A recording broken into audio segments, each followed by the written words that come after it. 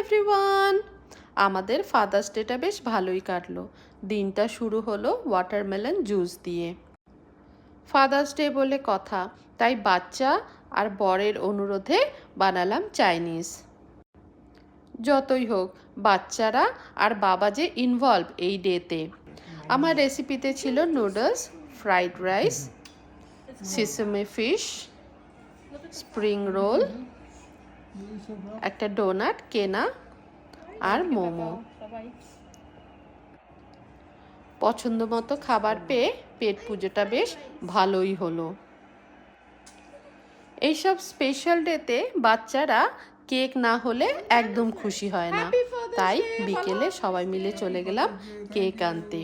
আজকে কেকের দোকানে যা ভিড়, শুধু এই কেকটাই একটা দোকানে বাকি ছিল।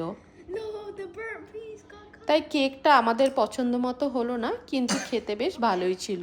এটা ছিল চিজ কেক। কেক আনা হলো আর তার সাথে কিছু বেকারি আইটেম।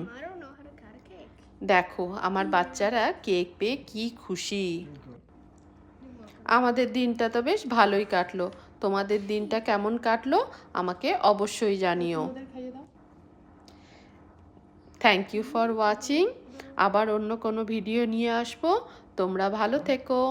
টাটা।